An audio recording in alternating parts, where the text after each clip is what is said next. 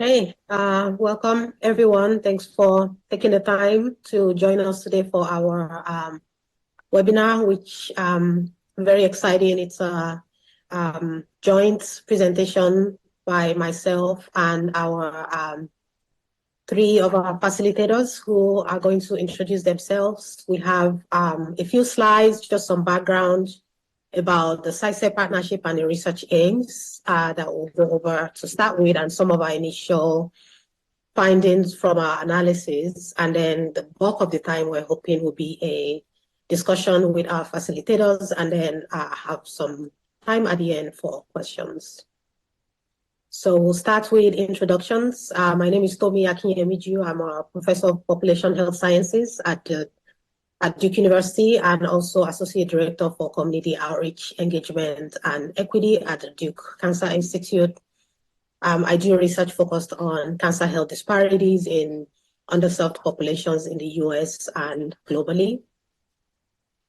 A few notes about me. I was fortunate to receive the Wynne Faculty Award, Michelle Wynne Award for commitment to promoting equity, diversity, and inclusion at Duke University. I have had the opportunity to train and mentor several junior faculty, PhD, masters, and undergraduate students, and have published extensively on the topic of cancer health disparities, and have received funding from several different organizations to support my research work. So glad to be here. I'll pass it off to Tony. Good afternoon, everyone. My name is Tony Locklear. I'm a member of the Lumbee Tribe of North Carolina. I'm currently the Quality Assurance Coordinator at the Hood County Health Department. I'm also in my third year as a PhD student at UNC Greensboro in Public Health, focusing on moral injury within addiction and recovery, and how moral injury affects individuals getting into treatment and sustaining their recovery efforts. Been involved with working within our tribal communities across the state, as well as some work across the nation, utilizing talking circles, and been involved in the creation of Healthy Native North Carolinians through the collaboration with UNC Chapel Hill American Indian Center, as well as being involved in the Native Pathways to Health project with Wake Forest University. And definitely an honor to be a part of this project today. And with that, I will pass it on to Ms. Vivette. Thank you, Tony. I'm Vivette Jeffries Logan. I'm a citizen of the Okanichi-Banna-Saponi Nation, and I am fortunate to be able to continue to reside on my ancestral homeland. I'll just skip to the 3 because my bio is in there. I earned a bachelor's degree, but I'm also a certified executive chef. I have that, and I'm currently working toward a master's in leadership for sustainability, which is grounded in indigeneity at the University of Vermont. And I'm a perpetual teacher and a student at the same time. I served my people as an elected tribal council member for 7 years, and yes, to be of service to my people is why I do what I do.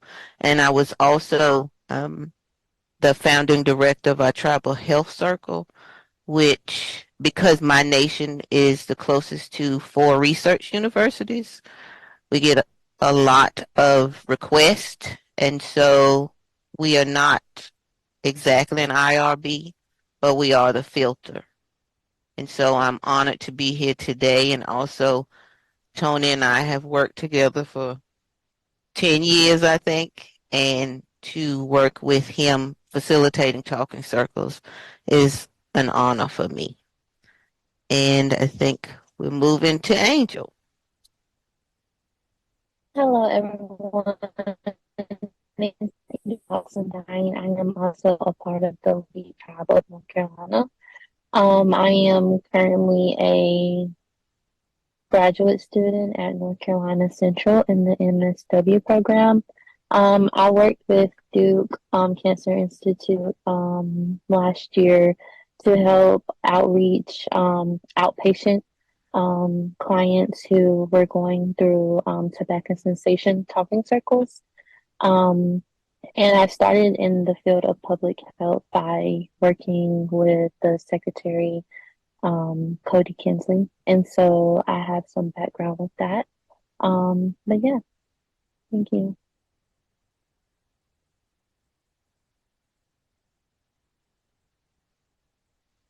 So like I said, I am an American Indian from the Lumbee tribe of North Carolina. So I originated from Pembroke, North Carolina. I graduated from Elizabeth City State University with a Bachelor of Science in Criminal Justice and a Bachelor in Social Work, and I am currently a graduate student at North Carolina Central University, in the MSW program, and I am currently a community engagement intern. So with that, I work closely with SciSub, with giving the different communities information about SciSub and tobacco risk and cancer information. Okay. Thanks so much, and it's really exciting to be here on this panel presenting with all three of you today. So just to kick things off a little bit, I'm sure many of you have attended previous webinars or heard about SciSub, hopefully. So we have a quick and easy question here to get us started and really to get us warmed up with using the poll everywhere function. So if you all could pull out your phones and join either or send a text or go to that website on the top of the page or scan the QR code and put in your response for this question here on the screen to get us started. Maybe give it like a minute or two.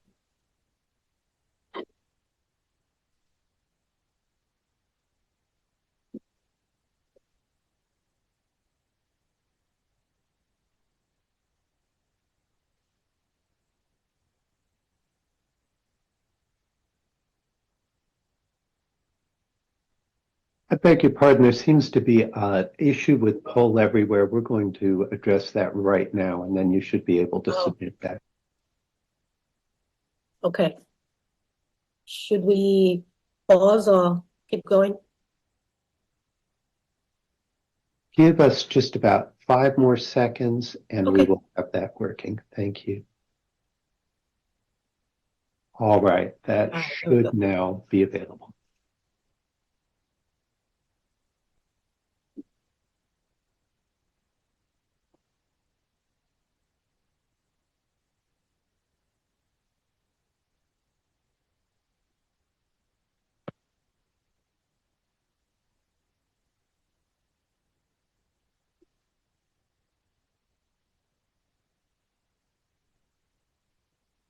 Okay, great.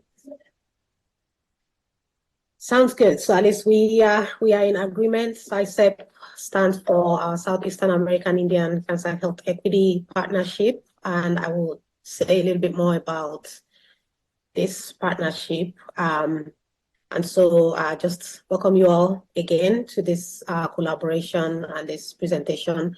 I would like to start by presenting the Indigenous land acknowledgement listed here. Acknowledging that our land, that the land on which our university sits has long been a site of meeting and exchange for a number of indigenous peoples. Historically, the Shakori and Catawba people, and there are 8 recognized tribes in North Carolina, and we recognize all the members of this native tribes for whom this were their ancestral lands, and many indigenous people that live and work in these regions today. So a little bit of background about the burden of cancer in North Carolina. Cancer is one of the top leading causes of death overall, and in North Carolina, it's the second leading cause of death for American Indians.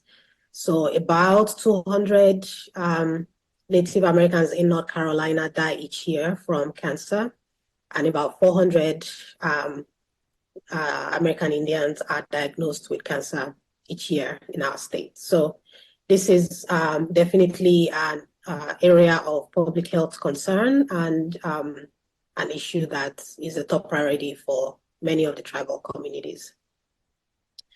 All right, another quick poll question here.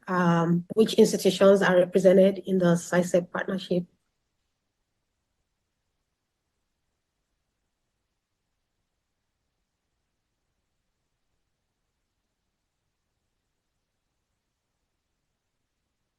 Great, yeah, so we have the privilege of being one of actually few collaborations that bring together all the three comprehensive cancer centers that are in North Carolina. That's Atrium Health, Wake Forest Baptist, Duke University, and UNC. So we're very proud of this collaboration and being able to work together across our cancer centers and leverage all the resources and expertise and trainees and faculty across the three areas to jointly think about and address the cancer burden in North Carolina for American Indians.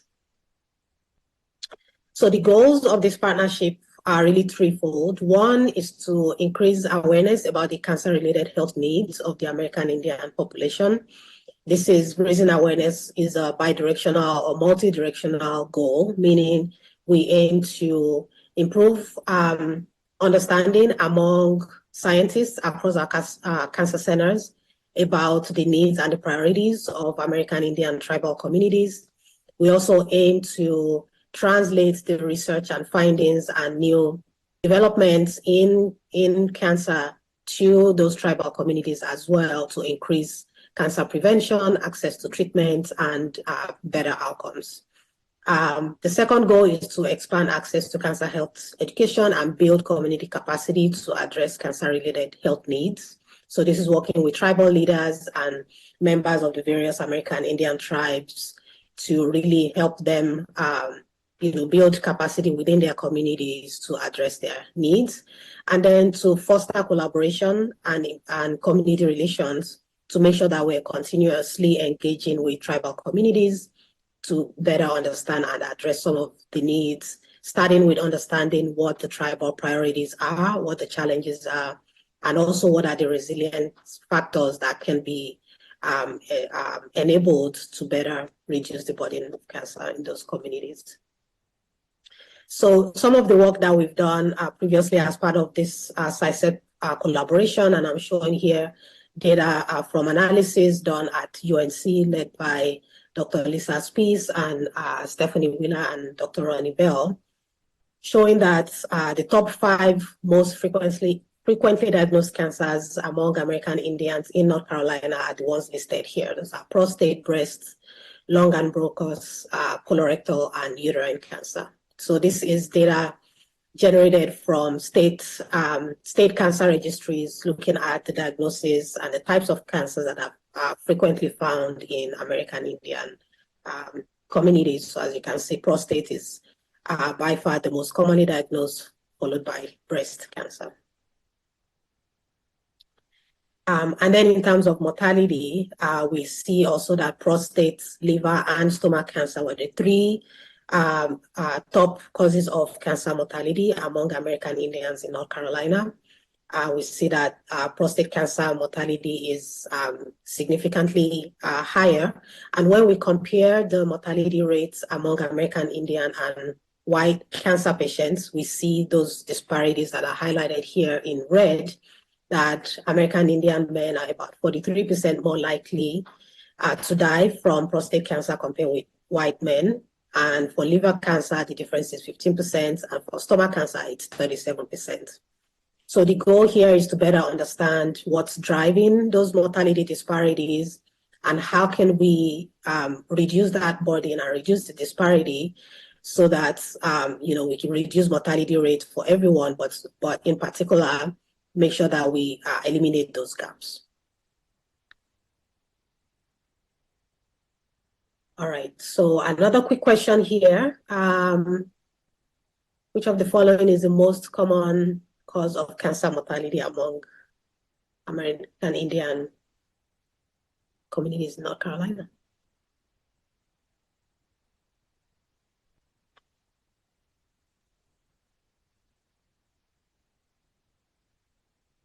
Okay, we're doing great. I think it's kind of a trick question. We had 5 top cancer types, and the most common was prostate, but you know, prostate, breast, lung, colorectal definitely are in the top 5.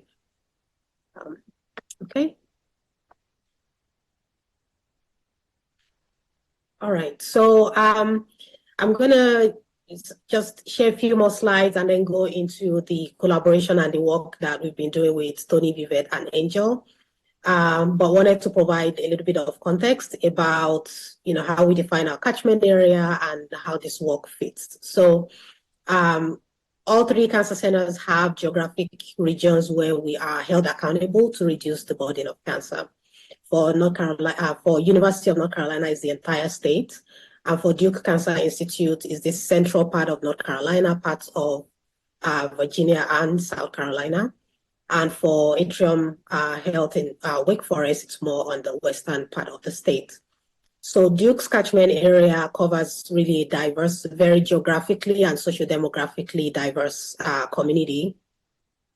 As we can see here, the catchment area has about 24% that are non-Hispanic Black, about 1% of the population are Native.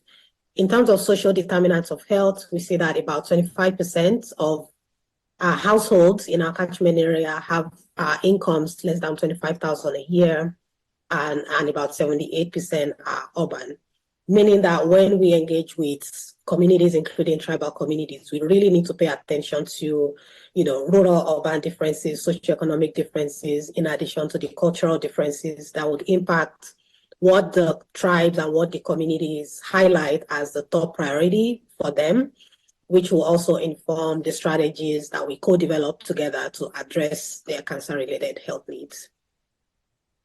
And so just showing here that within our catchment area, we have counties like Robeson County that has the highest proportion of American Indians in the state. So the 1% overall across our catchment area really masks kind of smaller regional differences where, we see certain counties that have significantly more representation than others. And then at DCI, on the right, is just showing that, we've been paying a lot of attention to make sure that the services provided at DCI are made accessible and available to American Indian patients as well. And we continue to make efforts to increase access to those communities over time. At DCI, we see kind of similar to the statewide trends that we observed, that, cancers of the digestive organs, including stomach, which is one of the ones with the striking disparities that was described earlier, are some of the most common in our patient population, including breast, genital, and respiratory, which includes lung cancer. For female, and then among men, it's male genital, which will include prostate cancer, as we saw earlier, digestive organ, which would include colorectal cancer and stomach, and respiratory, which would include lung cancer as well. So we are finding that the profile of patients that we see and treat at Duke Cancer Institute largely reflects patterns that are observed across the states as well. So, we often do research like this and present, data on the burden and the disparities. And I think it's also very important to recognize that, tribal communities are also very resilient and have a lot of resources that they have been bringing to bear to reduce the burden of cancer. And so we want to recognize that there are so many strengths and cultural kind of factors in the community, in addition to kind of tangible resources that tribes themselves have organized and put together to reduce the burden of cancer. So if you all could share a few of the things that you have seen or observed or know about in your communities, that would be helpful to highlight that point.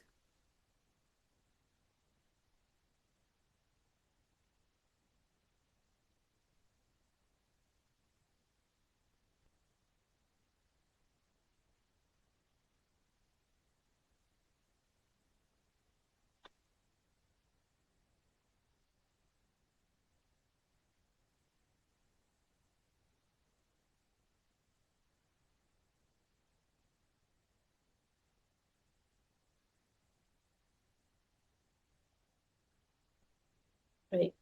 Yeah, and we do hear a lot from tribal communities during our talking circles about how important faith is to the sense of community, how people come together in places of worship to support each other, both tangibly and psychologically and emotionally. We hear a lot about the community connections that people have. Definitely screening initiatives are critical to making sure that the cancers are detected at an early stage when treatment is most effective. So seeing a lot about mobile mammography as an opportunity to get into the more rural areas. Sisters network, building again those community connections, navigation to help people get from where they are to where they need to go for treatment or screening is great. The hospital, the health departments are all resources that play critical roles in helping with cancer prevention and treatment for sure. So, okay, great. All right, so the work that we are going to discuss today was funded by the V Foundation. And in the first 2 years, we had leaders from, we've always had leaders from all 3 of the cancer centers, but we had Dr. Delinga Apte from Wake Forest, myself from Duke, Dr. Ronnie Bell and Dr. Wheeler from UNC, who served as co-leads for this project that we're going to discuss today.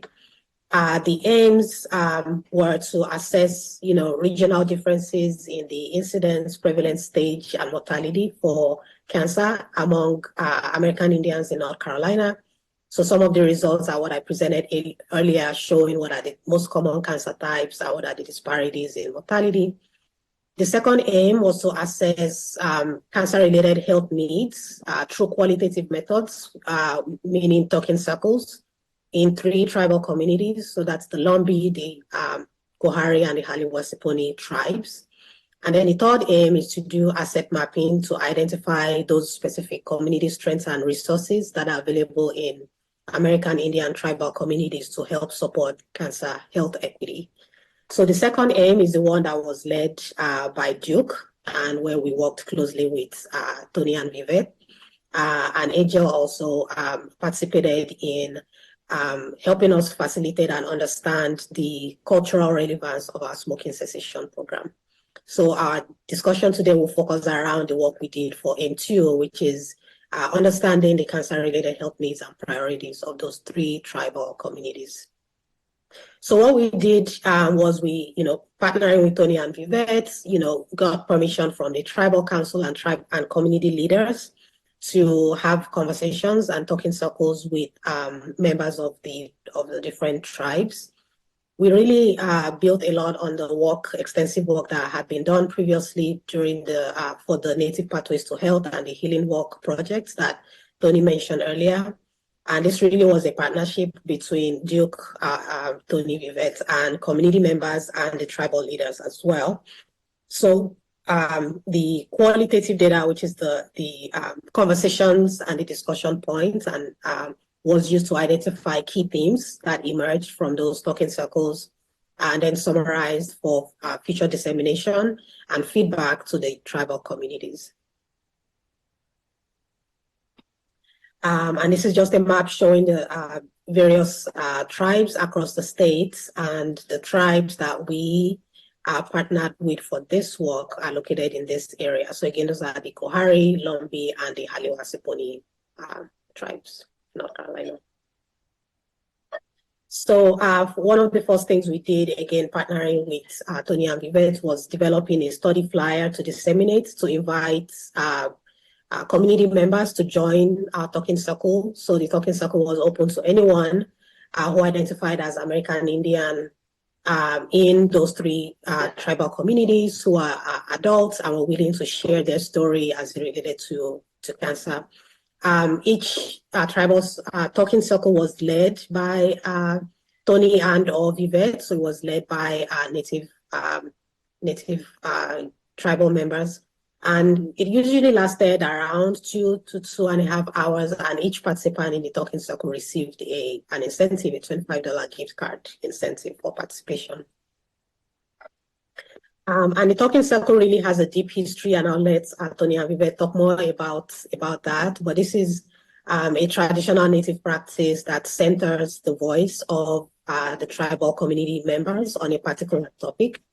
And it was really important that these were led by native co-facilitators who are experts, and they've been doing this for many, many years. And so we really were fortunate to benefit from their expertise. This is just a picture of one of the talking circles that we did in the Kohari tribe, where we, sat in a circle and everyone had an opportunity to share, their feedback and thoughts and perspective as related to cancer health. The work is, extensive, and, it would not be possible without the help, of course, of the facilitators, the tribal council leaders who gave us permission to do the work in the community, and the community members who participated and shared their honest opinion and perspective about this really important issue. So just before we go into the discussion, I want to appreciate everyone that contributed to this work, in addition to the team that coordinated the event from DCI as well. Okay, I think with that, we can stop sharing and go into the discussions section.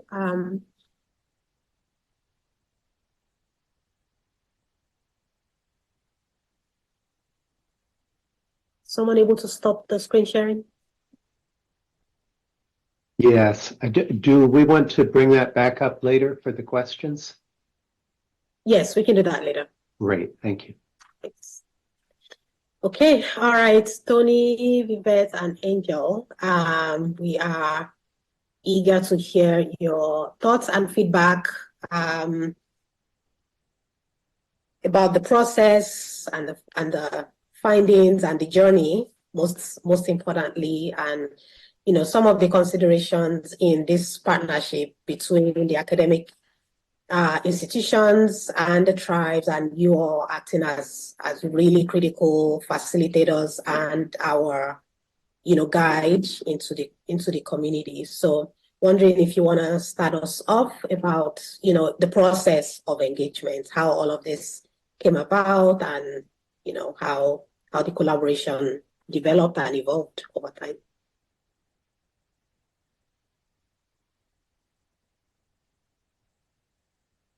I guess if you don't mind, Dr. Tommy, I think between the three of us, we could kind of share a little bit more about, the talking circle concept, as far as, you presenting on that and everything. And, I would just add that, a talking circle is very relevant within our tribal communities. It's something that's been utilized for centuries among our indigenous people in many different ways. But it universally it's served as a healing modality. And there's certain components to the talking circle that just really fosters something different than a focus group does, that, we're normally associated with when we're looking at research. And, in a lot of ways, in my indigenous way of knowing, I see a talking circle as being in essence, a focus group. And as a matter of fact, I think it's more in depth and it's more community participatory and community engaged, because just the different components that's involved in the talking circle. And, some of those components, is just, when we think about health equity, just the encouragement of equal participation, and everybody having a voice in the talking circle and having equal opportunity to speak, but not just to speak, but to be heard as well. And, oftentimes, and I learned this from Vivek as an elder, we use the word safe space, and we want individuals to be able to, be in a safe space, where they feel safe to be able to speak, but we also want them to be in a brave space as well, where they feel that they can speak truly and openly and brave enough to have a voice. And, that's really what a talking circle provides, is that democratic structure, that just creates a safe and brave space where participants' voices is valued. and respected, regardless of their background or position, because there's no power dynamics at play in the circle. And you could see that in the visual that you demonstrated with the circle, that, everybody's side by side and nobody's in front of you, nobody's behind you. And that's one of the things that we really enforce. And that's a huge component of the talking circle, is really grounding the talking circle so that, the specific topics that you're going to discuss, can truly organically emerge. Talking circles promote active listening, so that, we say, you use a sacred object, and whoever has that sacred object, has the floor to speak. And, oftentimes Vivette says, sometimes there are no words, to say how we feel. So, nobody's ever put on the spot to speak. They can speak or they can choose to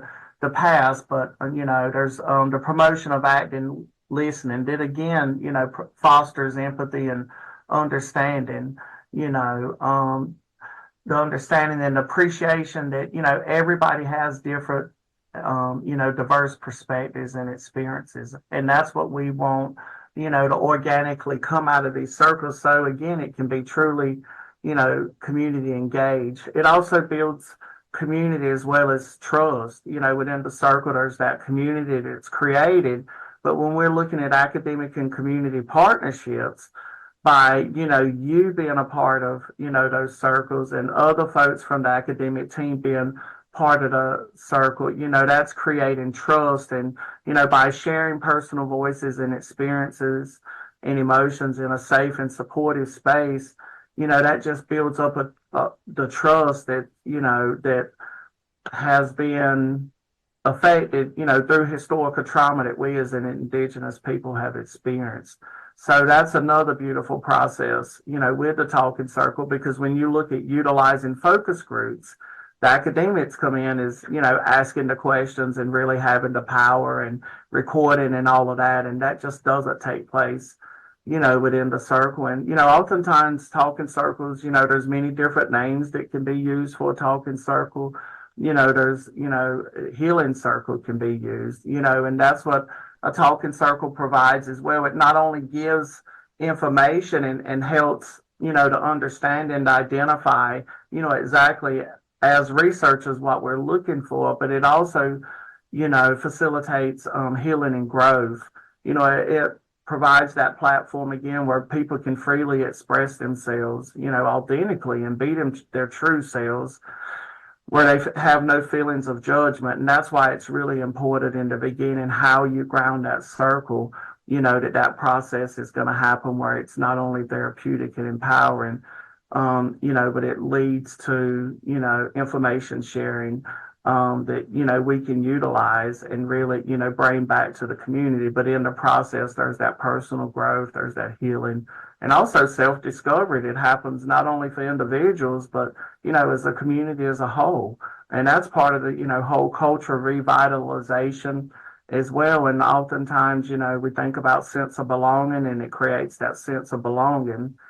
But, there's also the enhancement of communication skills, as well as, I won't go into a lot of it, but also just fostering conflict resolution and problem solving. And again, this can happen, within the community. We've seen instances where there's been, conflict resolution around things that's been happening in the tribal community, but also conflict resolution around just some of the preconceived notions that the tribal communities had about academia and vice versa. So, there's that opportunity for problem solving, as well. So with that, I just wanted to, share some of those highlights. And I know that Vivette has a lot to share, as well as Angel. So I'm going to be quiet for a moment. Thanks for that, Tony. I concur with everything you said. And one of the things that I have done, and I'm adamant about when we are approached to consider facilitating talking circles, is for the researchers to travel to the territories, because context is everything. When focus groups are done and we are asked to travel to a place outside of our homeland, the researchers don't experience the context. And context is everything, because the majority of indigenous nations in North Carolina are rural. And I don't mean 15 minutes from Raleigh rural. I mean rural, which has a profound impact on access, right? And Tommy, I'm going to lift this up, is that the last one we went to, Tommy gets out the car and says, "This is far." Yes, it is. It is far. And we also heard one story of a person who drove 45 minutes to a healthcare facility to receive chemo and then had to drive 45 minutes back home after receiving chemo. 45 minutes may not seem like a lot, but 45 minutes in coming from rural areas is, right? It has impact on access, impact on whether I want to get in the car and drive 45 minutes. So context is everything. And also, I wrote this in my notes, is that there are two nations in North Carolina that I know about. The preponderance of cancer, I know this, there's research, because there was toxic dumping. There is still toxic dumping happening in those areas, which impacts the prevalence of cancer. Is that studied? Perhaps not. But the environmental justice movement started up in Halifax and Warren County because of PCP that was dumped there. And so we cannot take cancer incidents outside of location, outside of people being treated as disposable. And so we have to, I'm about the holistic view, not just the prevalence of cancer. I'm about the why and the who and the what. And so that is why I am adamant, and you can ask Tony, I'm adamant that if you're not going to travel to the locations, then I will not be a part of the research.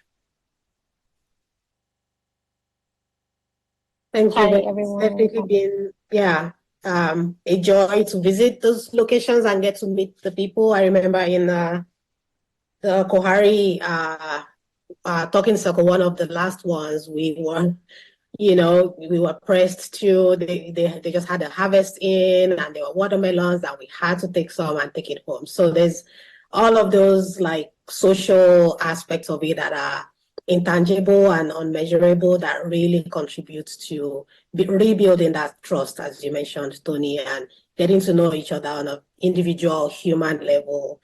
And it's not just about the data or the information that we get, it's about the relationships that we're building. So definitely agree with that as a critical aspect of this work. Yeah.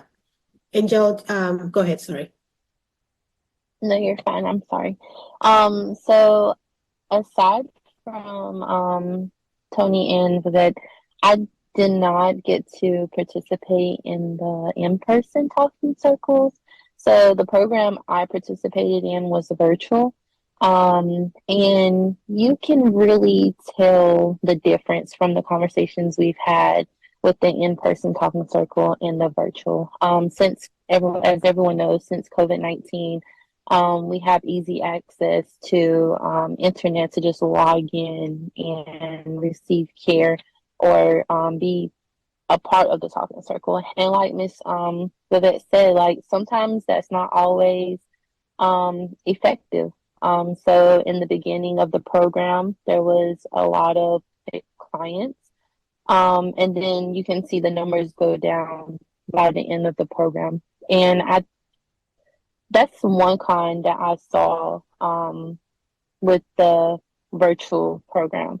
And so it is important to travel to these communities, not only for the people who are from the communities, but other people. Like Dr. Tommy said she went to this community and, she had never been there. She was like, it's far. And she's seen like where these people are from and the challenges they face.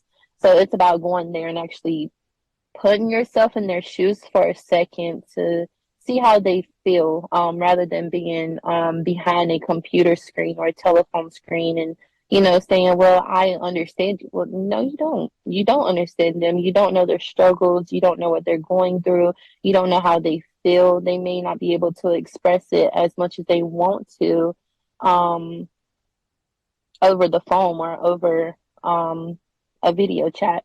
And so another thing I also like that Tony said was during the in-person talking circles. So I am Native American and I have participated in talking circles. It wasn't this particular talking circle, but I have participated in talking circles within my tribe.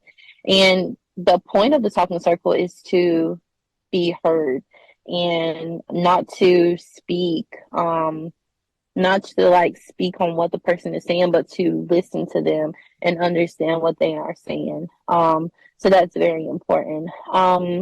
But yeah, that's all I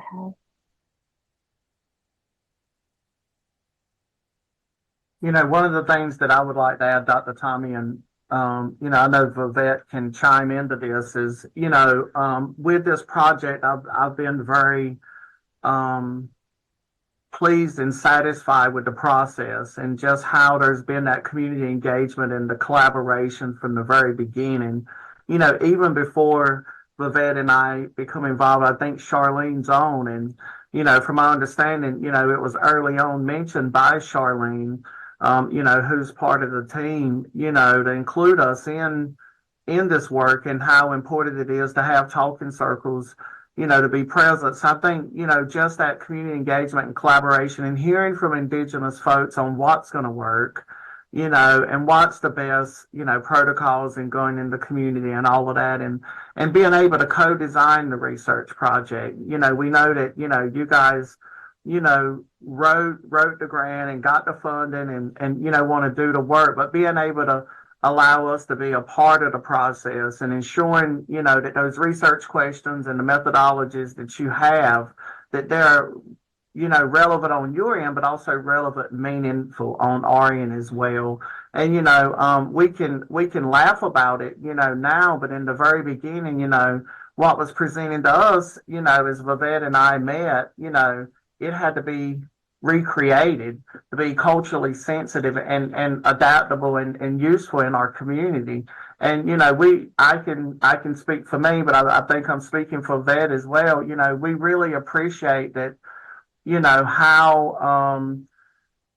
how that reciprocal relationship has, continued throughout this process. And, we hearing from you, you hearing from us, and it giving and taking and understanding, the importance of, how this is perceived in the community and the role that we play, not as gatekeepers, but as gate openers, because when Wake Forest, UNC Chapel Hill, Duke walks away, we're still present in the community as, tribal folk.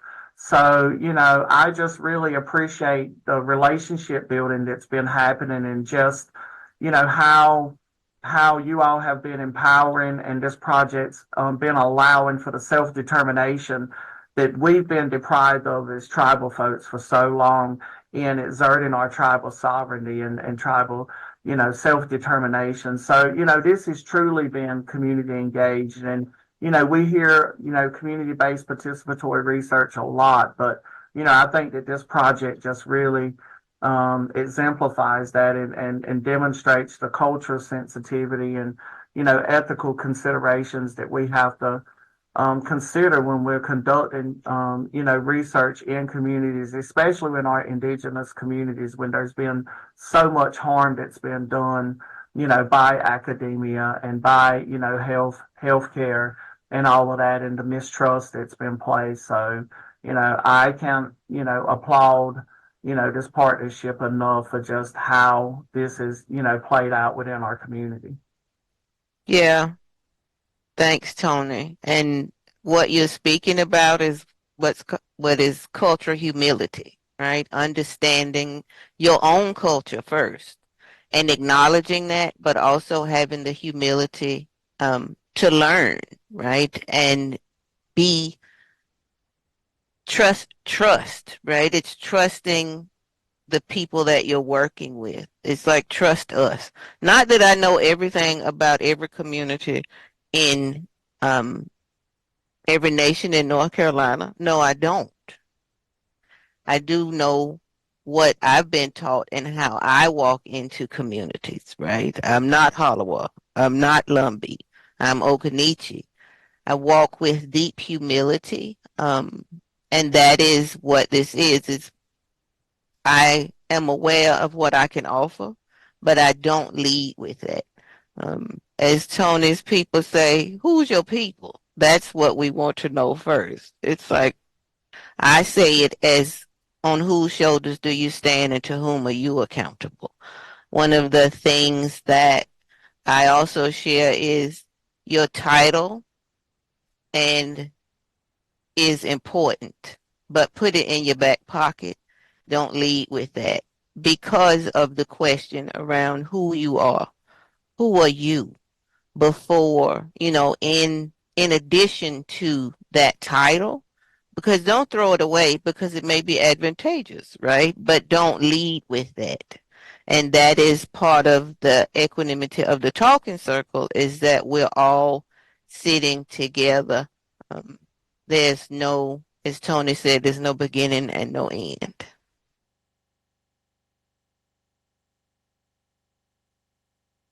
Yeah. Angel, anything to add? Any kind of high-level learnings or insights from the journey so far? I know we're still in the middle. We still have a ways to go, but any kind of insights about this partnership and lessons learned that we can share with others? Yes. So I enjoyed being able to say, like, how I felt after the talk, the program. So, communicating with feedback.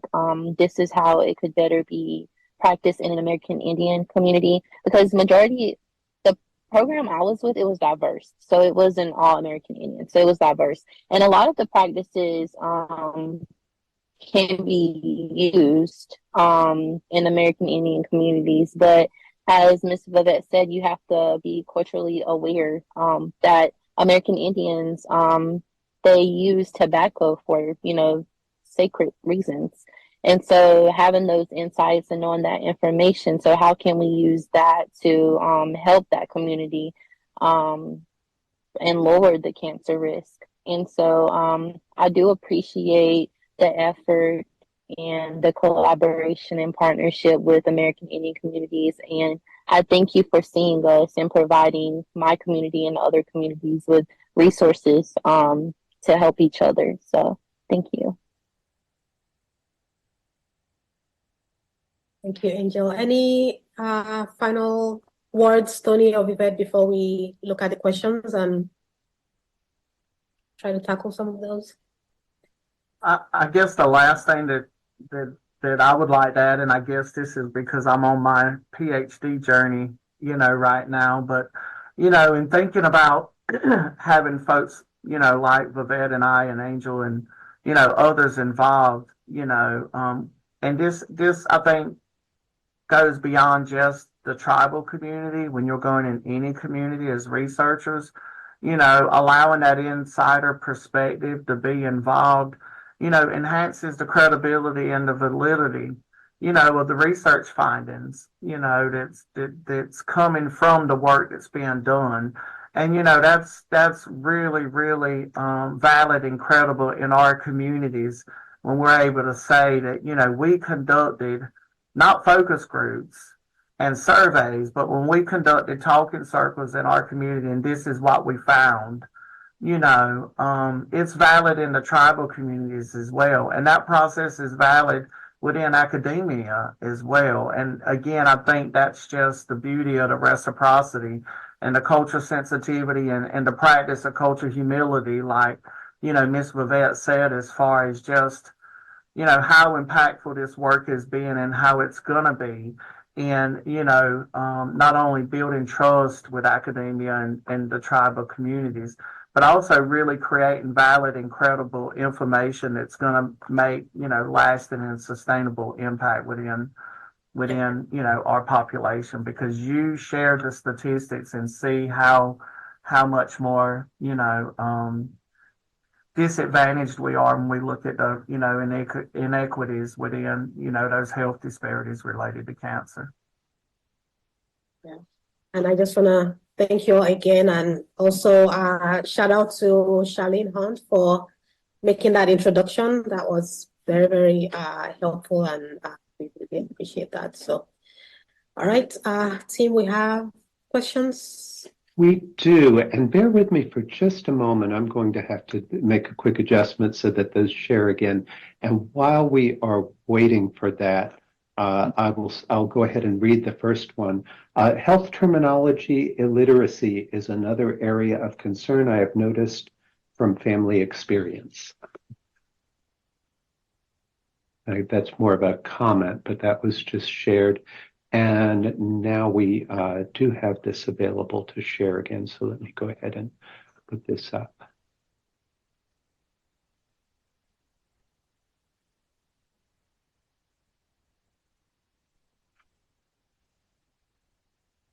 There we go. No, it is not cooperating. So I will go ahead and read off some of the questions that we have. Next one, what work research remains to be done in North Carolina tribal communities related to cancer?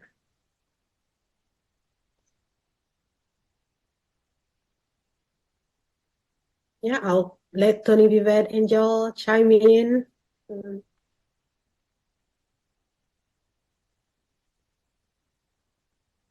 I would say, in essence, the work's just begun. I think that, through the talking circles, among the spectrum, there's been a lot identified as far as resources, gaps in resources, how tribal leaders and elders can be equipped, to conduct more community-driven initiatives, how education can work within the community, what's going to work informally, formally, identifying the barriers and the facilitators, the screening, education, prevention, survivorship resources. So there's a lot that's been gathered within these talking circles and the conversations that's happened. So I think it's now, processing all of this information and just really, taking the next step and addressing what's been brought up and providing what resources and capacity building can happen next. Thank you so much, Tony. Would anyone else like to respond to that? Another question, what is your biggest lesson learned from doing this work?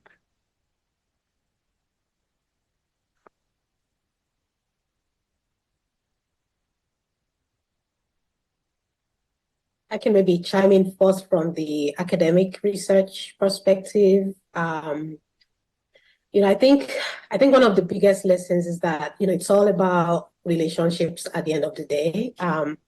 Like the questions may change, we'll co-create a strategy, we'll implement, we'll evaluate, all of that is fine. But really the most critical, most precious part of this is just those connections that we're building that creates a foundation for future collaborations in a lot of ways, both with Tony and Vivet and with the Tribal Council. We have an open invitation now to stop by the council office anytime we're in the area, and definitely plan to do that. But for me, I think it's expanding our networks. It's being able to have these relationships where if something new comes up, like a new concern about a cluster, like a few new cancer cases that seems to be unusual, or somebody that needs help getting an appointment at Duke, for example, that we are now, hopefully a resource that people can reach out to us directly, and, we might be in a position to help. And then it's having that context, again, as Vivette mentioned, having that context where the data is not, standing by itself, standing alone, but that it is meaningful and it's impactful and it's definitely informed and driven by the community. So.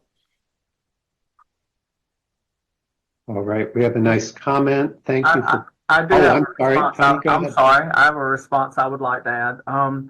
You know, one of the things that I've learned and you know, it's been hopeful for me for some time is that, you know, opportunities such as this where it's truly a partnership, a community academic partnership, you know, helps validate the effectiveness, you know, of certain traditional healing practices that we have, such as the talking circles, through scientific research, you know, that can provide evidence-based support, you know, for integration into cancer prevention strategies, such as what we're working on here.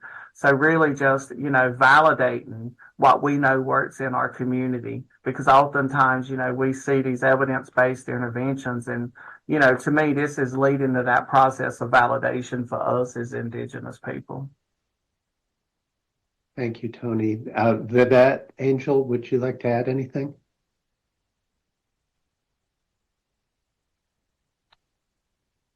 Let me share a comment. Thank you for pointing out the importance of cultural humility and sensitivity. Completely agree with that. And another comment that trust is huge. Maybe we have time for one more question. Tony, this was specifically for you. Can you share specifically what you had to modify early on in order to provide culturally competent talking circles? Well, before I answer the question, I do have to say that, you know, me personally, that's a term that I don't like to use, culturally competent. I feel that, you know, as a Lumbee tribal member, I'm never fully competent in my Lumbee culture. I think it's a continual learning process. I think we can be culturally sensitive, but I don't think we're never fully competent. With that, Tony, I'm sorry, can I add what you're speaking about is like the dynamic. Our cultures are dynamic. They're not static. And so this is something that I work with people on about cultural competency. That's why I use cultural humility, right? Because no culture is static. Because I always feel that if you go to a cultural competency training, you have these notebooks that may be dusty from 10 years ago. And so it is cultural humility. And thank you, Tony. and I apologize. Forgot what the question was. Oh, quite all right. I'll read it again. Can you share specifically what you had to modify early on in order to provide culturally competent talking circles?